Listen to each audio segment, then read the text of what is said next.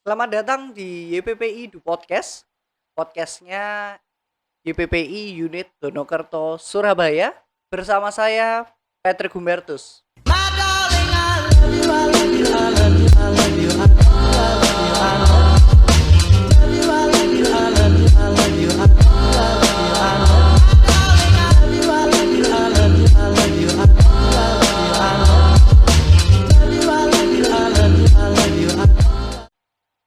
Hari ini kita sudah kedatangan seorang tamu nih. Salah satu guru dari SMP YPPI 1 Surabaya. Selamat pagi, Miss Dep. Ya, pagi. Ya, ya. Miss Dep ini adalah guru IPS, IPS, oke, dan juga menjabat sebagai waka kesiswaan. kesiswaan di SMP YPPI 1. Oke, uh, IPS itu belajar apa aja, Miss Dep, kalau di SMP? Ilmu pengetahuan sosial ya. Jadi memang otomatis ketika di jenjang SMP lebih ke tematik, bukan hanya sekedar ekonomi, bukan hanya sekedar sosiologi, tapi penggabungan dari beberapa mapel ya, seperti sosiologi, geografi, ekonomi, seperti itu. Oke, berarti gabungan beberapa gitu ya, jadi nggak hanya uh, ekonomi aja, nggak kayak SMA berarti ya. Kalau SMA Iya, kan dipisah kalau ya. SMA mungkin lebih khusus karena kan untuk persiapan mereka ke jenjang yang lebih tinggi. Seperti Oke. itu. Nah, hari ini saya mau ngajak Miss Debbie untuk bicara terkait salah satu mapel atau salah satu bagian dari mapel yang diajar oleh Miss Debbie, yaitu ekonomi. Kita akan ngobrol soal financial literacy atau literasi finansial. Nah, Miss Deb, literasi finansial, kalau literasi gitu ya, anak-anak ini kan sudah cukup apa ya, familiar gitu ya, sudah sering mereka dengar soal literasi. Tapi kalau literasi finansial, apa sih itu, Miss Deb? Ya, mungkin tidak asing ya kalau kita dengar kata literasi, tapi kalau literasi finansial itu lebih ke pemahaman tentang keuangan, pengelolaannya seperti apa. Seperti itu. Oke, mic-nya bisa dinaikin sedikit, Miss Deb, nggak Oke, apa-apa? boleh. Nah, Oke. oke. Berarti eh kalau bicara soal pemahaman gitu ya, mereka paham tentang pengelolaan keuangan itu berarti kan levelnya adalah orang-orang yang sudah literate gitu ya, sudah literate terhadap, kalau kita ngomong literasi finansial ya tentang pengelolaan keuangan gitu ya. Nah, eh, kalau Miss Debbie sendiri dalam melakukan pengelolaan keuangan itu bentuknya kayak gimana? Atau gimana sih cara Miss Debbie melakukan pengelolaan keuangan? Kalau saya pribadi ya, Iya. kalau saya pribadi sebenarnya punya target dan tujuan setiap tahun. Jadi saya punya note, saya akan tulis target tahun 2021 gitu ya, bla bla bla bla. Nah, setelah saya tahu target yang saya mau, saya tentukan, saya buat skala prioritas, tidak mengesampingkan kebutuhan sehari-hari, tapi tetap. Jadi saya tahu apa yang saya mau, itu saya penuhi, lebih ke saving ya, maksudnya lebih Menabung, saya lebih menyisihkan. menetapkan apa yang saya mau dulu. Seperti itu. Mungkin beberapa orang pakai cara yang lain, tapi kalau saya pribadi, saya punya target. Jadi ibarat jalan 1 tahun, saya tahu nih, tahun ini saya harus ngapain. Dan Oke. itu harus dapet lah, seperti itu gambarannya sih ya. Oke. Nah, berarti ada yang disisihkan. Bukan disisihkan, tapi itu langsung dipotong, langsung bukan disisihkan ya teman-teman, lebih ke itu yang saya utamakan dulu, baru sisanya saya atur untuk kebutuhan sehari-hari, untuk bermain, untuk yang Iya. lain seperti itu. Oke. Nah, sejak kapan kesadaran akan itu muncul? Asik ya, sejak kapan ya? Kalau ditanya, saya seperti ini sejak SD. Saya seperti ini sudah mulai sejak SD. Jadi bukan hal yang baru sih bagi saya sebenarnya. Oke, berarti itu kan hal yang sudah apa ya? Sudah dipelajari, sudah dipupuk gitu ya. dari kecil. Iya, bahkan dilakukan ya. Iya, iya, dipraktikkan ya, Iya. dipraktikkan dalam kehidupan itu sejak kecil. Kayak gimana sih, Miss Dep? Kalau bicara saya pribadi, dari kecil saya memang nggak tinggal sama orang tua. Itu yang membedakan mungkin ya. Anak usia 9 tahun sudah berpisah dengan kedua orang tuanya. Bukan karena divorce ya, bukan ya. Memang saya memilih untuk mengenyam pendidikan yang jauh lebih tinggi. Karena memang lingkungan waktu itu tidak memungkinkan dengan pendidikan yang tidak memumpuni menurut sudut pandang orang tua saya, jadi saya harus berpindah tempat yang jauh lebih baik. Nah, sejak saat itulah sekelas 9 tahun itu berapa Pak Pet ya? 9 10 tahun, 3 SD Iya, atau 4 3 SD 4 ya? SD. Seperti itu. Jadi semenjak kelas 4 memang akhirnya saya belajar untuk mandiri dalam hal apapun, bahkan dalam hal finansial. Karena memang saya terpisah, jadi orang tua mempercayakan budget gitu ya. Ada Atau istilahnya kalau anak-anak zaman sekarang bilangnya uang saku gitu ya, per bulan, per minggu. Nah, itu kalau dibilang seperti apa gitu ya, itu dari awal itu enggak tiba-tiba besar. Jadi otomatis orang tua mempercayakan per minggu, awal itu per minggu. Dan kita bikin kesepakatan. Jadi memang saya dan orang tua tidak tiba-tiba yang gitu ya, enggak otoriter enggak, tapi kita bicarakan mau seperti apa. Karena konsekuensi dari keputusanmu seperti ini, karena waktu itu saya memilih untuk berpindah, itu pilihan, itu orang tua tawarkan ya, dan saya memilih tawaran itu, Oke, bukan suatu tuntutan. oke.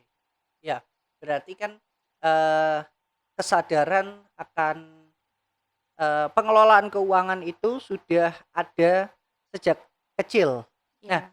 menurut Miss Dep sendiri, seberapa pentingkah, eee, literasi finansial atau mungkin nggak terlalu sulit ya kalau ngomong literasi finansial gitu ya, terlalu teoritis, lebih ke manajemen keuangan, itu perlu diajarkan, oleh orang tua kepada anaknya?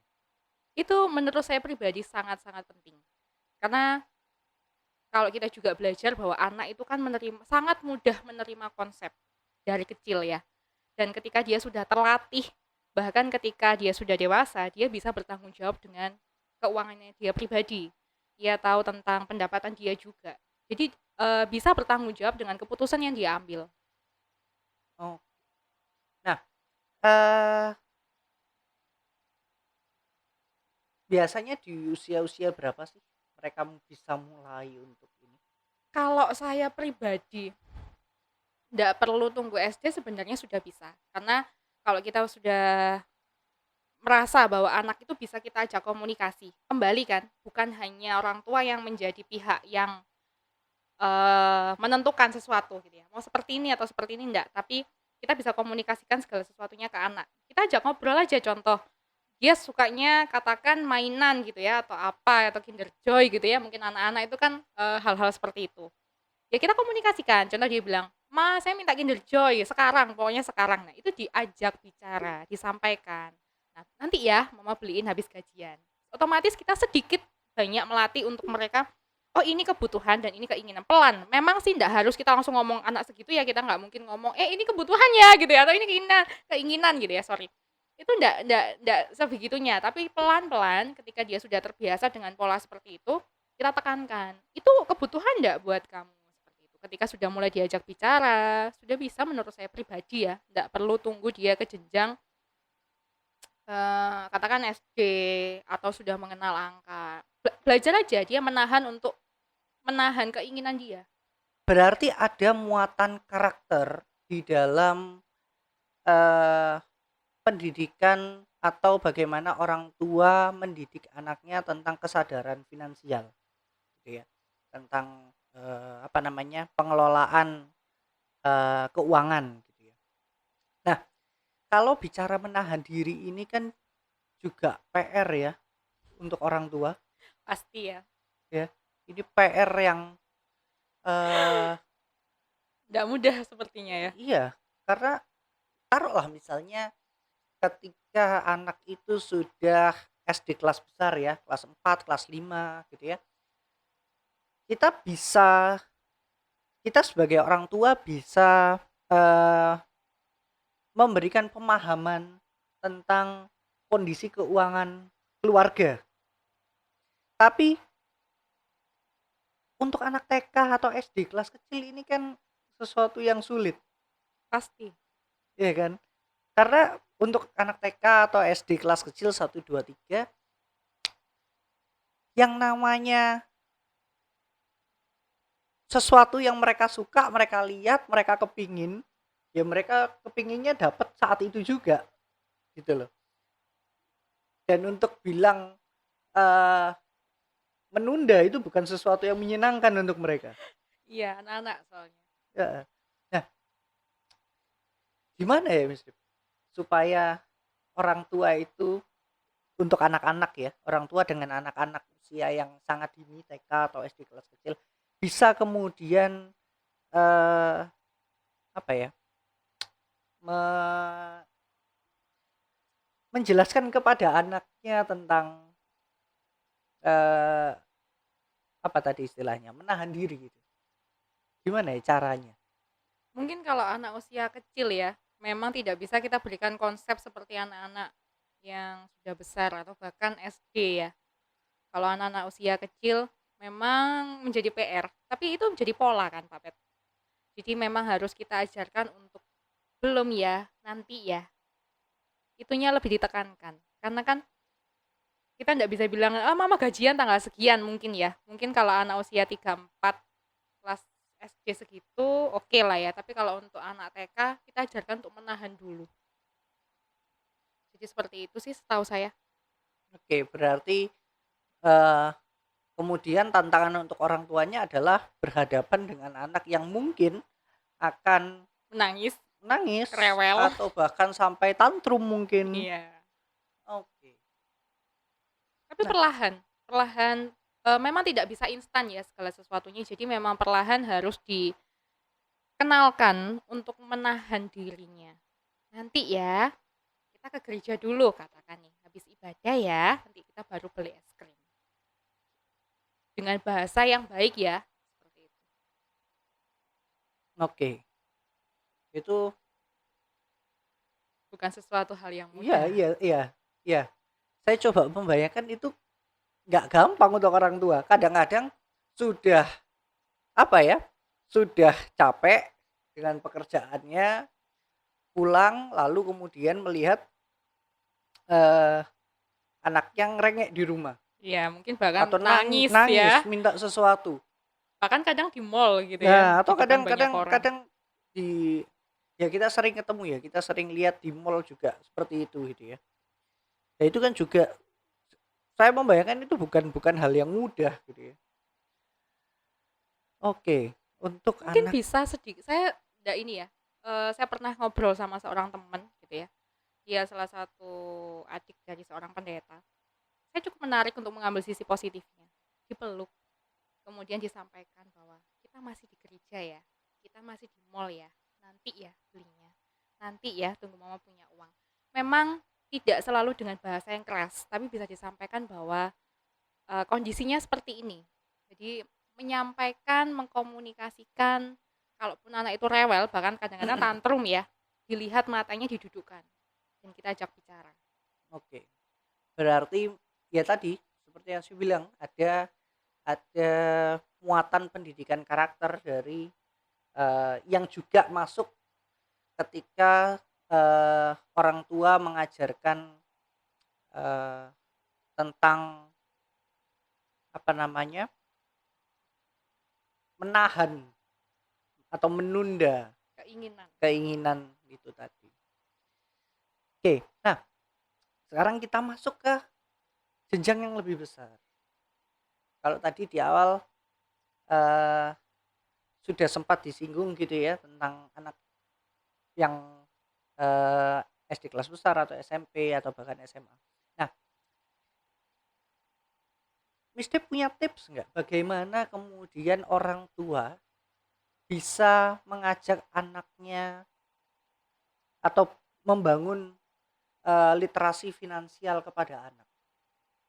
Untuk anak-anak mungkin kelas SD kelas besar, SMP. Iya, kelas 4 sampai ke atas mungkin ya, dengan anak-anak yang sudah tahu tentang keuangan, kemudian sudah tahu bagaimana cara mengelola. Hal yang sederhana, dari hal yang sederhana, pertama mungkin bisa diajarkan bagaimana tentang uang bulanan. Bahkan orang menganggap itu hal yang sepele ya, bahkan tidak penting bagi Ya, sebagian orang. Tapi menurut saya pribadi, dicoba aja, nggak masalah. Hal sepele. Jadi kalau semuanya masih kecil, coba aja 100.000 katakan untuk 1 minggu. oke. Berarti Cukup nggak cukup, eh, apa untuk kebutuhan dia, mau jajan nggak jajan itu urusan dia. Berikan dia otoritas untuk mengatur uangnya sendiri.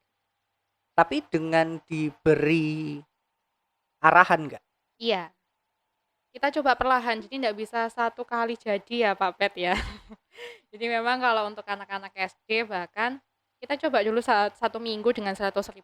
Bagaimana? Pasti ada evaluasi. Kalau kembali, saya pribadi tipe seperti itu.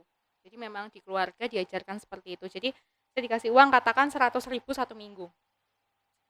Awal-awal memang ditekankan bahwa kita sudah ada komitmen, kita duduk bersama bahwa ada buku catatan. Saya diberi pulpen sama kertas waktu itu, buku ya maksudnya, seperti itu.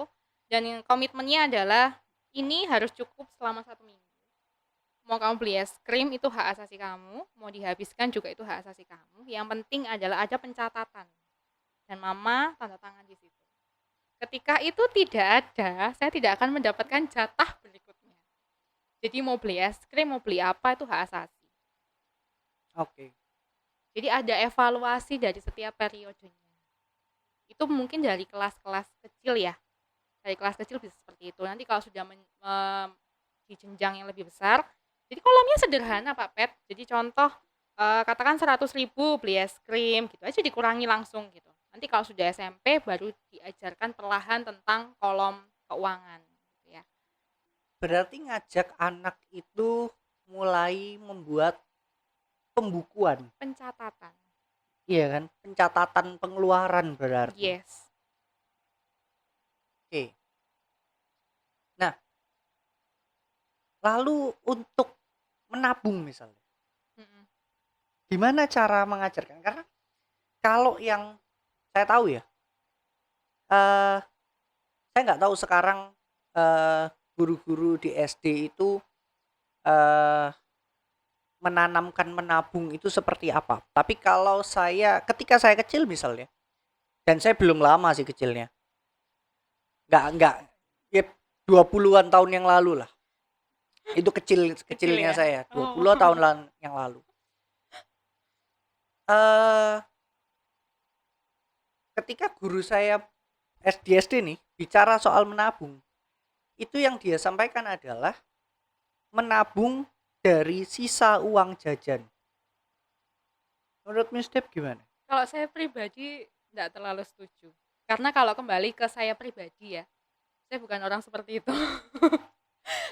Semua orang ya, nggak semua siapapun yang berada di bidang ekonomi atau di bidang ini punya cara dan stylenya masing-masing. Kalau tipe saya pribadi, enggak Pak Pet. Tipenya memang yang harus saya pangkas dulu. Jadi saya punya tujuan, jadi saya punya goal di tahun ini. Dan itu harus saya tulis detail ya. Bukan contohnya tulisnya gini, apa ya? Nggak boleh abstrak. Jadi contohnya apa? Mau liburan Harus menabung. kemana? Itu contoh Ya, satu, harus menabung rutin gitu ya. Nggak bisa. ya. Jadi Jadi misalnya harus ada. konkret ya, akhir tahun mau liburan kemana, butuh uang berapa, transportnya berapa, Yes. akomodasi berapa, mau menyisahkan uang jajan untuk pas aku liburan berapa. Iya. Jadi Berarti kalau konkret. mau contoh, saya memang nggak detail di liburannya. Biasanya saya nggak main detail gitu ya Pak Pet. Jadi tipenya target tahun ini satu, uang di tabungan nominal sekian digit atau berapa. Saya sebutkan nominalnya. Jadi ketika saya lupa, namanya manusia ya, godanya banyak, saya akan kembali buka buku itu, saya ingat lagi. Dan itu ada periodenya, karena kan setiap bulan saya juga melakukan pencatatan.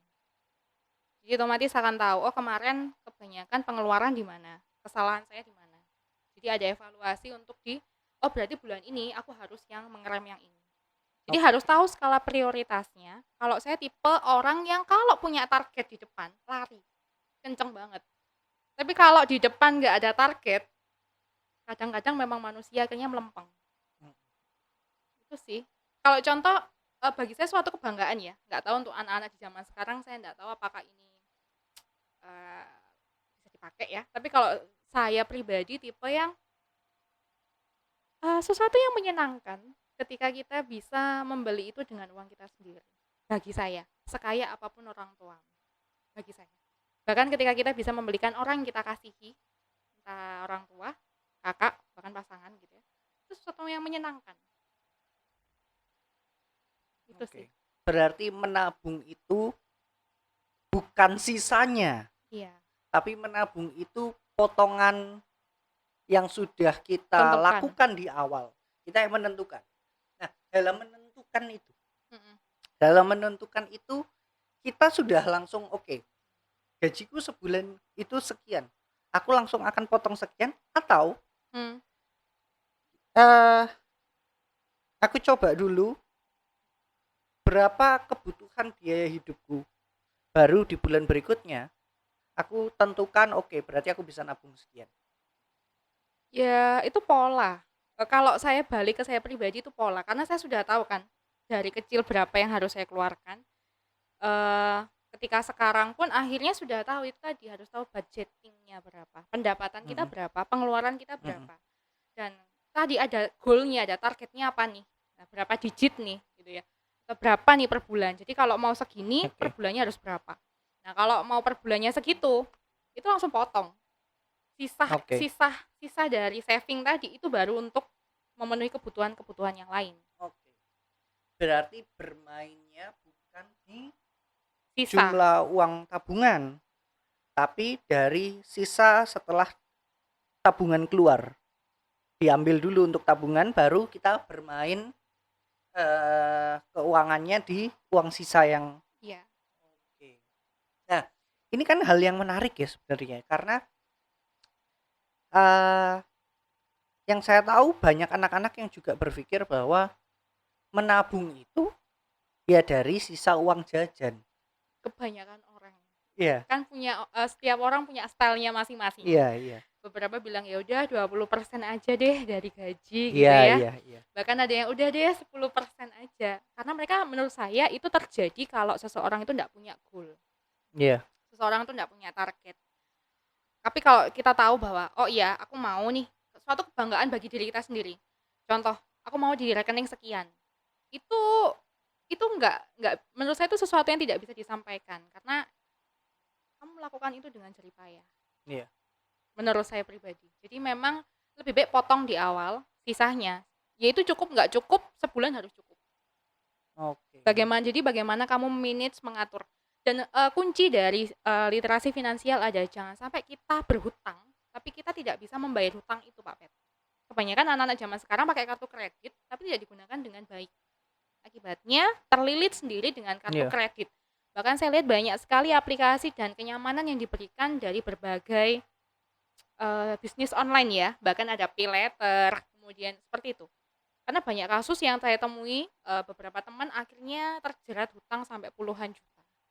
Oke. Nah, itu kan berarti bisa kita simpulkan daya konsumtif masyarakat cukup tinggi. Oke. Nah, itu pentingnya. Kita tahu bahwa pengelolaan keuangan itu penting sebenarnya. Oke, dan perlu diajarkan sejak dini. Iya. Karena ketika seorang anak tidak punya pemahaman tentang manajemen keuangan yang cukup, atau bahkan mungkin tidak diajarkan tentang manajemen keuangan yang cukup, pokoknya diajarin kalau ada sisa ditabung, kedepannya dia akan mengalami kesulitan Iya. dalam melakukan pengelolaan. Berarti literasi finansial atau manajemen keuangan itu untuk ini ya, untuk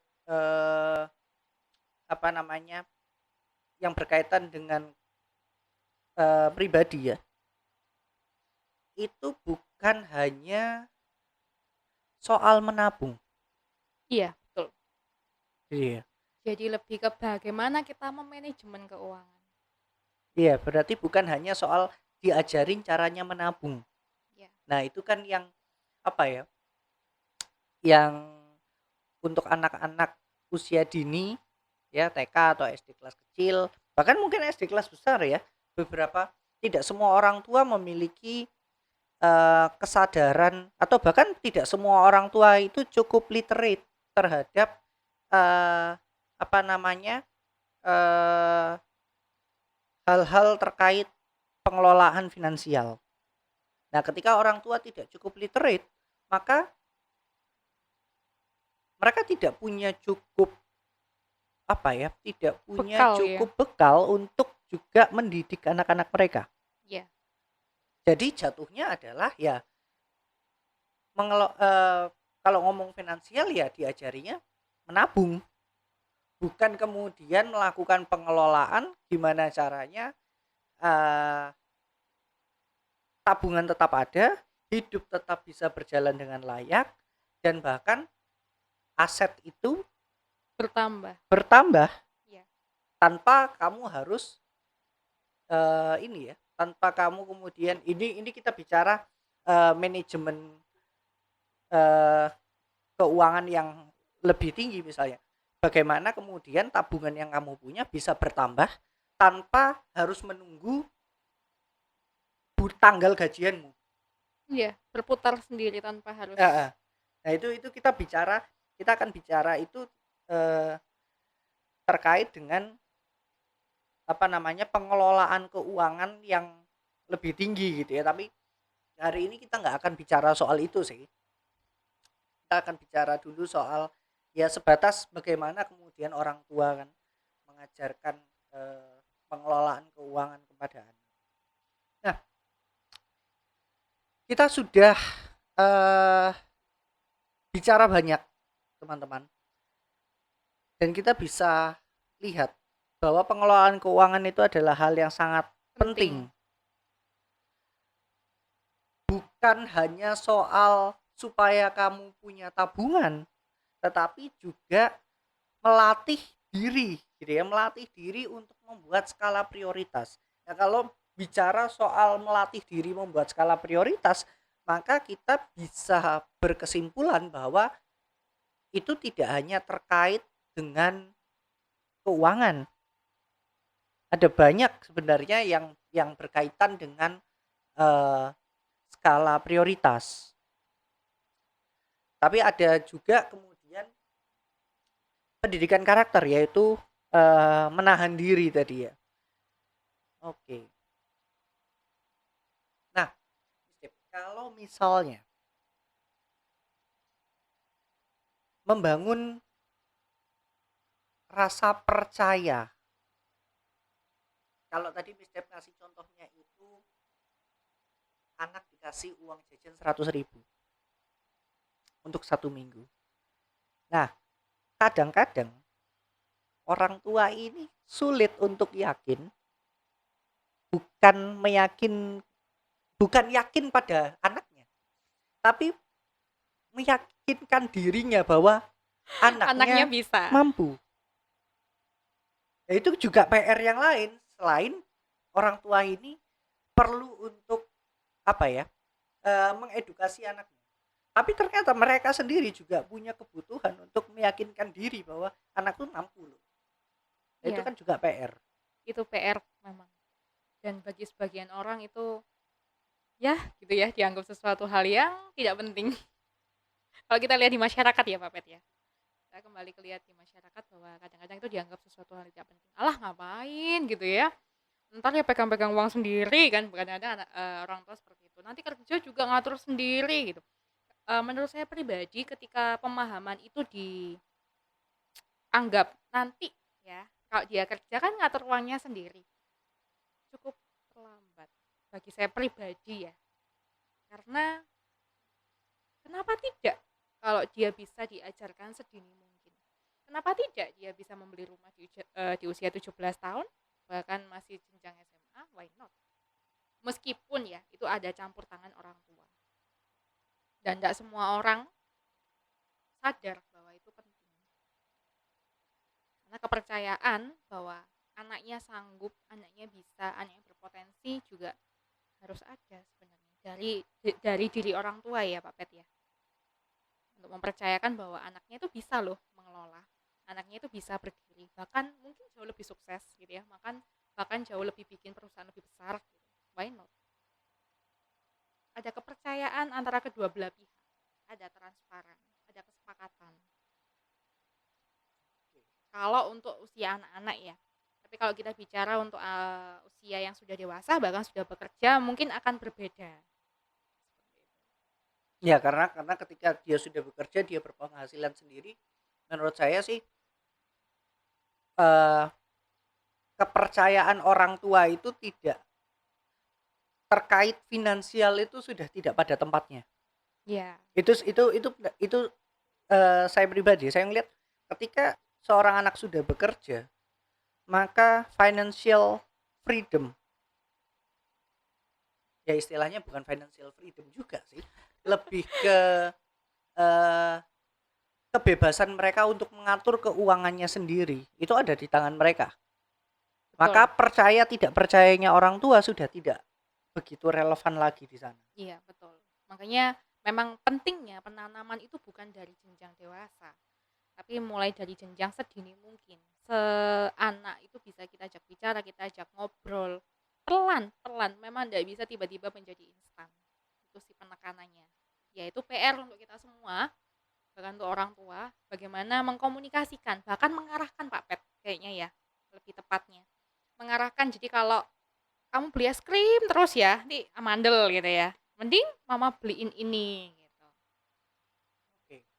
Pelan diarahkannya ke sesuatu hal yang Mm-mm. lain yang mungkin jauh lebih bermanfaat Mm-mm. dibandingkan itu.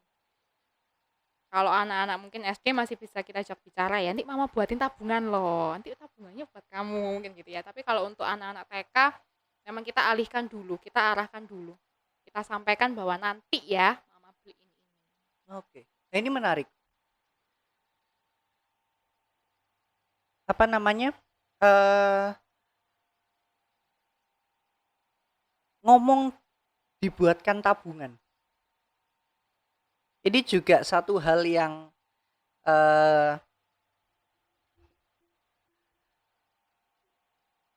perlu perlu jadi satu, nggak tahu. Kalau buat saya pada saat saya kecil itu menjadi satu motivasi.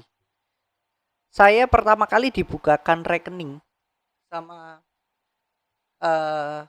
orang tua saya itu SMP, kelas 3 SMP. Dan sampai hari ini rekening itu masih nyala, masih aktif. Keren ya. Ditambah saya akhirnya setelah kuliah saya punya rekening-rekening yang lain gitu ya. Tapi rekening itu masih aktif sampai hari ini dan masih dipakai. Dan pada saat itu ketika saya cerita sedikit aja. Ketika itu dibukakan gitu ya, rekening itu pertama kali dibukakan, itu jadi satu motivasi yang cukup besar buat saya. Kalau saya pribadi, saya suka ngelihat angka dibuka rekening saya bertambah. Sama. Ya kan? Menyenangkan. Jadi saya puas bukan dengan bisa beli barang.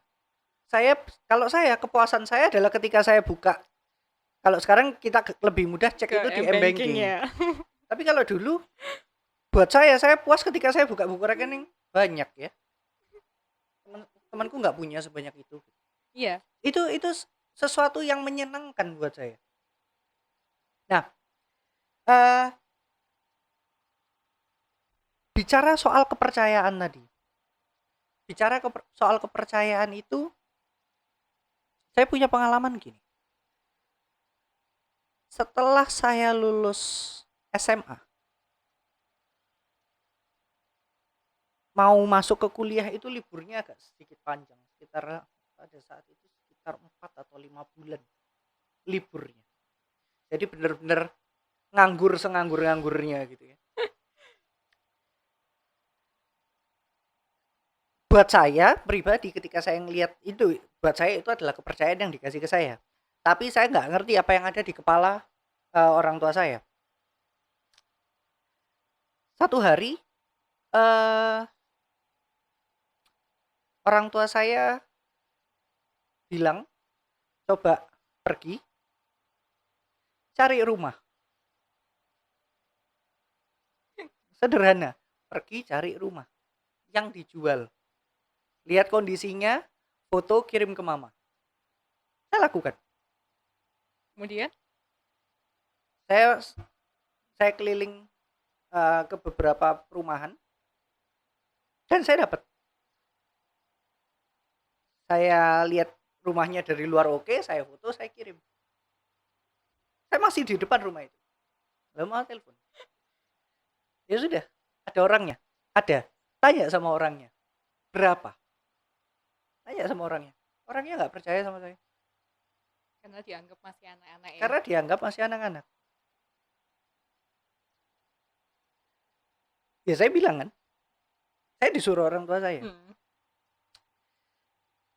Dan setelah saya tahu, oke, harganya sekian. Saya bilang sama saya, harganya sekian. Ya sudah.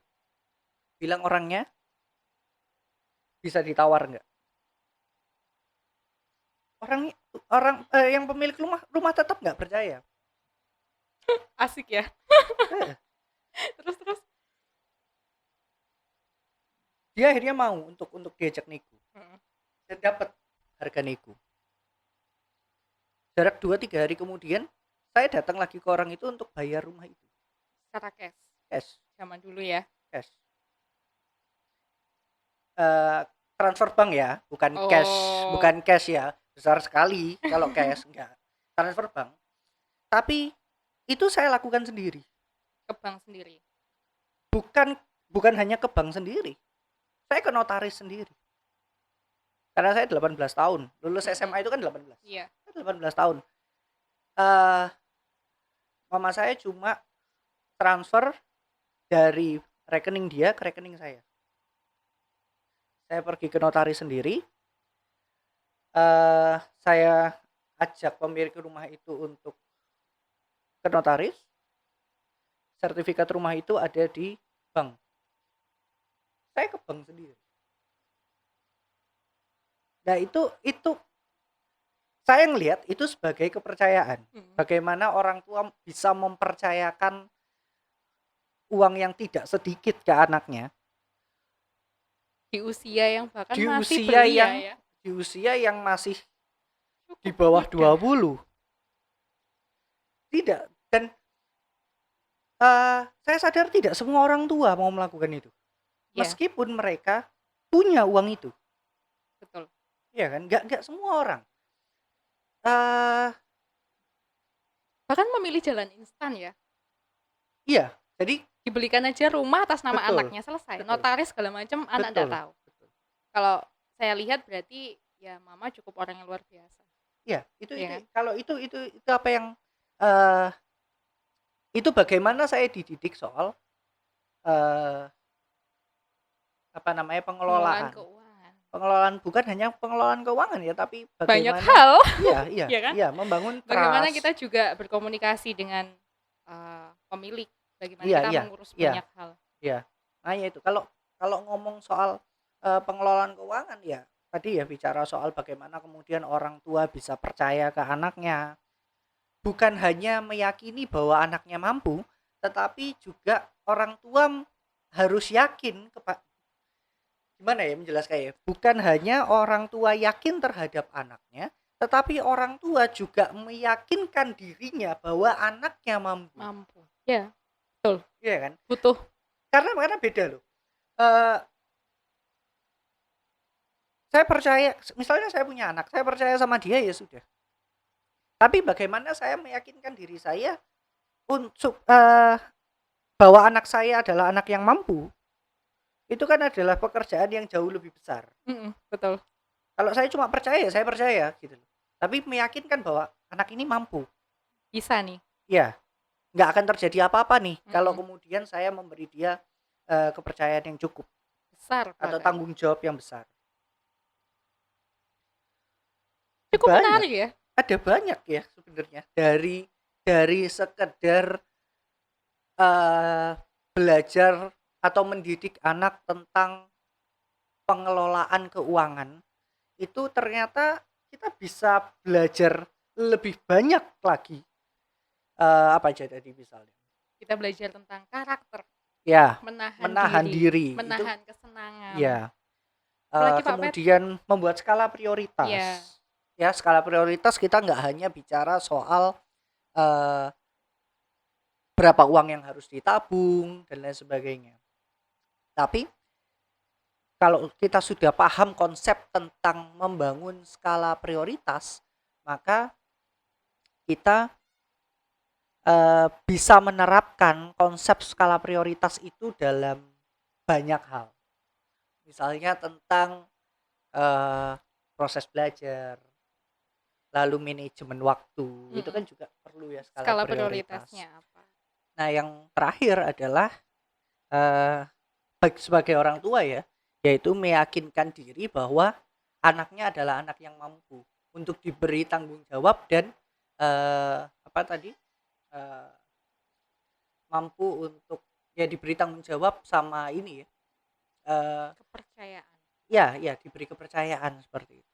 Wah, banyak ya, Luar biasa banyak banget yang bisa kita kita pelajari. pelajari gitu dari bukan sekedar ya tadi ya, kalau saya bilang bukan sekedar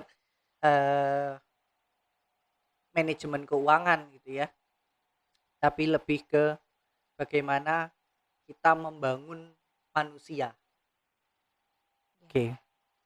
Nah, Membentuk ya ya, membentuk sedini mungkin dengan pola pikir yang baik, yang bagus tentang literasi keuangan, bahkan bisa merambah sampai ke karakter dan kepercayaan ya. Iya. Oke, teman-teman, ada banyak yang sudah kita bicarakan hari ini. Terima kasih Miss Deb untuk waktunya. Semoga apa yang kita bicarakan hari ini itu bisa menjadi pembelajaran untuk bukan hanya teman-teman tetapi juga untuk para orang tua, bagaimana membangun rasa percaya kepada anak, dan bagaimana tadi Miss Deb sudah juga memberikan contoh-contoh konkret apa yang orang tua bisa lakukan terhadap pendidikan finansial dari anak usia dini seperti apa, lalu kemudian di jenjang yang lebih tinggi seperti apa. Dan tadi saya sempat sharing juga tentang bagaimana orang tua saya memberikan kepercayaan kepada saya. Itu adalah contoh. Dalam praktiknya saya yakin teman-teman atau para orang tua yang menyaksikan video ini bisa menerapkan pendidikan finansial terkait dengan manajemen keuangan dan lain sebagainya dalam praktik kehidupan keseharian sesuai dengan kondisi keluarganya masing-masing seperti itu. Oke, baik. Terima kasih teman-teman. Kita ketemu lagi di episode selanjutnya dari YPPI Do Podcast. Oke. Sampai jumpa. Thank you.